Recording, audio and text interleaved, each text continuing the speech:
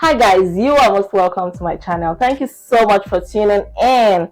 Joining me in this video is the pretty Miriam. Miriam, thanks so much for coming on my show. Feels good to be here. Finally, we're doing this. And yes, so it's gonna be interesting. I promise you that. I've been chasing Miriam ever since to come on my show. Anyways, I'm here now, so you are welcome. Thank Your you. Royal Highness. It's a pleasure to be here, and I want to say welcome to everyone watching. Wherever you're watching, this is the right place to be, so you can go anywhere. So Miriam, we have this topic that we want to discuss today. Something that is so rampant, something that bothers me, and I'm sure bothers you as well, bothers a lot of people, and that is media literacy, specifically the use of social media. In fact, the abuse of social media. You know, it's becoming like a menace. While social media is good, you know, a lot of people are using it to their advantage. It's actually good, but a lot of other people are abusing it. So can we just trash that out? Yeah, we can. We can do justice to that. Yes. Anyways, my name is Miriam Usman. I'm a TV personality, an air personality, and trust me, I'm one of those people who are preaching for this media literacy. Well, so basically, media literacy has to do with the understanding of media. It's much better with the print media and broadcast media because there are regulatory bodies. You know, there's NBC always fighting broadcasters when they go against the rules and conduct, and there's the one for print media, that's the newspaper. But you see, social media is another word on its own, and it's also it's also like part of the family. When we talk about media, you know, social media is also a branch, but of course that just came out in recent. I mean, the olden days it was always the broadcast and the print media, but focus today is on social media. Social media just places everybody, especially on Twitter. I keep saying this thing, the people on Twitter are like literally in another world because the way they're printing that, Now, the interesting part in social media usage is the comment section. The comment. The comment section is actually very interesting. For every striking post you see, go to the comment section. I do go there. You see a lot of people asking questions, like when people have to put their nudity out there. People are asking, do these people have family members? Exactly. You know, how do you go to the extent of convincing yourself well enough to put personal properties out there? So because the social media is open to you doesn't mean that you can put whatever you want out there. Let's talk about people who put their personal lives, things that should remain private to them, who broadcast them on social media. Like this one is very common. People who are in relationships or people who put their marriage stuff out there, they're having issues with their partners, and then they come to social media to rant. What can you say about that? Is it a good thing to do? Is it advisable to do such a thing? Because you know they say the internet never forgets. Okay, I was going to say that the internet never forgets, and when they say this thing, they're not just saying it. It's true, it's real. Now let's take it from the relationship part where you put your personal life out there. The truth is, this is the plain truth, nobody cares. You right now, we don't care. Let me tell you. Nobody cares. So if you think bringing it to the social media will, of course, there are cases where social media helped to provide solutions to certain issues. But let me tell you how it does it. Social media, like someone said, it doesn't provide solutions as per se, but it's like it enables what can bring solution to a particular program. So it's not like the final place. It's not a place to. It doesn't solve the problem. So you can just provide a lead. And that is in some cases. In some cases, exactly. So you have an issue, husband and wife. You know you're supposed to go to the courts, and then you come to social media. What do you want social media to do for you? No, we the social in-laws. Okay, yeah, that's social media in-laws. That's what I call it. But there are times where social media in-laws have had to win some cases for, it's not because you came to the social media, it's because the social media enabled part of it, and whatever it's enabled there, it's like going back to where you should have gone to in the first place to fix it. So literally, there's never a time where bringing your personal life out there helps. People are watching, and someone said if it's very important to you, keep it away from people, because we're breeding a society where there are wolves everywhere because they do not have these good things. They want to fight anyone that has traces of such. Now, the parts where the keypad warriors, like you said, that one is very, very important. Let me tell you, cyberbullying, people take it like a 9-to-5 job. That's how serious it is. People go to the extent of opening an account. Yeah. Do you understand? Yeah. You will go to Instagram, open an Instagram account, have a name, probably put someone else's picture, or don't even put picture at all, and then start trolling people. Yes, just for that purpose. So you see why I said it's a 9-to-5 job for someone to do something. Do you know the stress of opening an account? Do you know what you have to go through to open an Instagram account, or Facebook account, or Twitter account? And then you go to the extent of looking just to use it to throw. Just say something to a particular person. To what end? What do you want to achieve? There's this recent one that happened, in Niloa Badmus, one of Nollywood actress. She came a few months ago on the social media, and she brought this scenario that happened between she and this girl. So this girl confidently made a video and talked so much about. I think I watched that. I saw the video in particular, and you could see the confidence this lady was saying all these things about this lady. Now, guess what? And they were all lies. Guess what? Eniola went to the extent of tracking that girl, getting her arrested. It was at that point we started seeing sober videos of her that she's sorry. All she said was lies. And I was asking, why? Why? Is it for the likes? Is it for the shares? Is it for the comments? As in that you want to bring another person down. Now, the Constitution says about cyberbullying that once one is found guilty, that person can be charged with he or she will pay an amount of 7 million naira. Wow.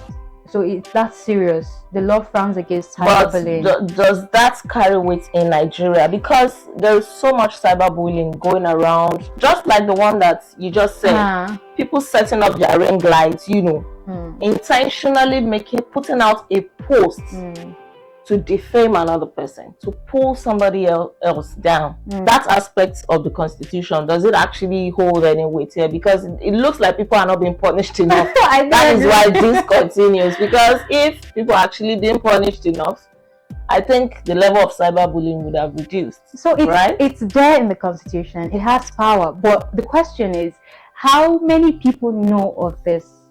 Even the people that are supposed to enforce it, how are they enforcing it? And that is why this video is actually very important for as many people as are watching. It is important for everybody to know their rights.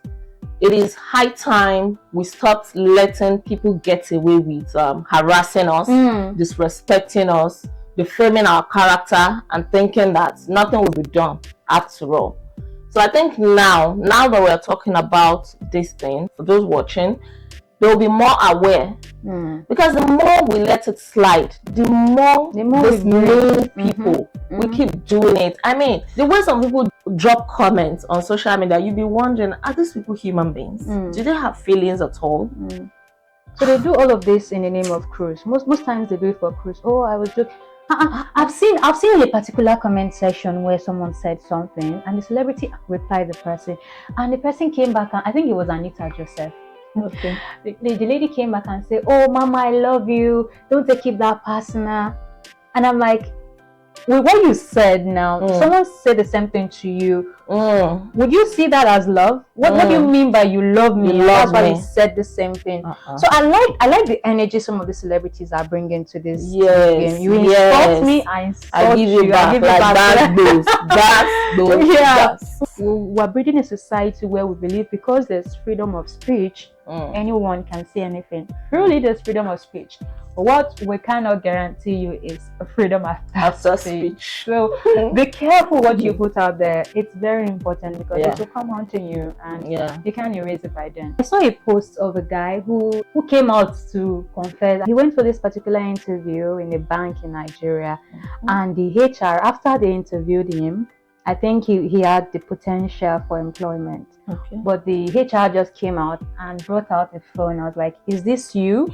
Guess what was on the phone? What? It was a screenshot of a particular post he made about that bank years before now, and it wasn't a good comment. So when it was time for him to get something in life, the evidence was there. Preaching against him. So when they say social media doesn't forget or does not forget, it's not just a saying, it's reality. You would do a lot of things. Maybe you were naive, you were not too sure of these things, or you just want to catch cruise, or just sit at catching fun. You in the future. That's why we're preaching it right now. That you be careful what you put out there, whether you like it or not. No, you can't erase it. It's there. Delete it from your phone, delete it from your account. It's there. You know, one day they will use it against you. And just imagine when probably you've turned a new leaf, you're a changed person, you are the CEO of a particular bank or something. I mean, you have this past that is haunting you because of the decision you made to use social media. You know, it's something we really, really need to talk about because people do not know when to stop. But now let's talk about people who make posts should also be very careful. You have a fight, a misunderstanding with your partner, and you come to social media to wash your dirty linen in public. You divulge things that should remain between both of you, thinking that the online in-laws are going to help you out. You know, you say they say all kinds of things, secrets, deep secrets, and after a while, when they settle, what happens to all the bad things that you have said about your partner, about your relationship? Do you understand? So I don't know, it just baffles me. I think we see that like every single day on the internet. It never stops. And sometimes you see it from people you less expect to have done something like that, and you're wondering, do these people not have like elders around them? You know. But the first thing I would say to anyone in such situation is, again, social media don't care. You don't need to bring all of this your personal. And it happens always between exes, you know, because you're no longer in a relationship, you're out there. And I want to suggest that I'm sorry, and bloggers will help you amplify it. It will be everywhere. They will change what you did not say, just to promote traffic. You will not be the one who will go back into your closet and be depressed or crying. That's it. There's this time where a particular celebrity's marriage was on the line, and it was on the headline everywhere. We're saying it, and this lady still took the time to come to social media and started explaining just unnecessary shalai. And I was like, if I was in your position, the first thing I would do, if I cannot do away with my phone, I will uninstall these apps, because as at that time your emotions they are very high. You can say let's not lie to ourselves. When our emotions are not balanced, we can say anything. So as at that time, be sure enough to, you know, let go some things that would make you do things that you cannot fix back after it's gone. What I just want to point out from what we've said so far is this: one, people should be kind with their comments. And some people think, because these people are celebrities, you know, we can talk to them anyhow. Don't forget that they are human beings too. Celebrities are human beings too. Your words, your actions also get to them. A lot. You know, I would like everybody to go and watch the movie titled Bad Comments by Jim Ike. This is an unpaid promotion, you know, but I saw that movie and it was a good reflection of this thing that we're talking about. Yes, I think it's high time we bring these things. Aside discussing it, you know, movies is another way to preach a particular message out there, and I like that Jim Ike is doing something like that. Yes, it's a good movie. People should go and say Bad Comments. You know, it really portrays our discussion. So be kind to people, whether they're celebrities, whether they are commoners, whether just be kind. You don't even know what people are going through, and then people should be mindful what they put out there. Just censor it yourself. Before you press post, ask yourself, what is the purpose of this post? To what end? What do I want to achieve with it? A Ghanaian lady posted a nude picture, complete nude picture with a son. Yeah, I saw some years back. The son clocked 10 or so, and you were nude. You held the baby, and people were asking, okay, what is the reason for why did you do it? Why did you do it? What is the message? She said, because I gave birth to him nude, and you know, I mean, this is a 10-year-old boy. A 10-year-old boy is no longer a baby. You are posing nude beside a 10-year-old boy. What message are you passing across to that boy? How does it affect the public? How does it affect the public? Exactly. How is our business? And that cannot be erased. She deleted the post and all of that. There was a lot of issue around that. She was arrested. I think the United Nations or one, it was that serious. Also went into it and all of that. Man, we could go on and on and on about this. Yeah. Maybe we'll do like a part 2 of this, you know, but I guess we just have to wrap up now. But I'm sure people got the message. You know, media literacy is important, especially the use of social media. Some people will look back a few years down the line and wish that they had acted better. You know, so very important, guys. You've heard that from us. Don't abuse social media. What you do today may come back tomorrow to haunt you.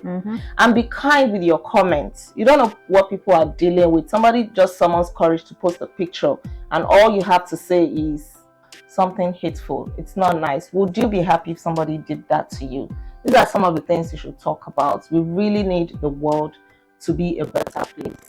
Alright guys, this is what we're gonna draw the curtain for this video. Thank you so much, Miriam, for coming around. Thank you for having me. Yes, I've also learned a lot from this our discussion. I hope you're gonna come again. Your Royal Highness. I mean, why wouldn't that? This is an interesting topic to talk about, so I promise I'll always be here. Yeah, so you're gonna see Miriam again, guys. Thank you so much for watching. Don't forget to like this video. Don't forget to drop your comments. What do you think? I'm sure you have 1 or 2 things to also say about this topic, and kindly share, and please don't forget to subscribe. I'll see you in my next video. Until then, be intentional. Bye guys.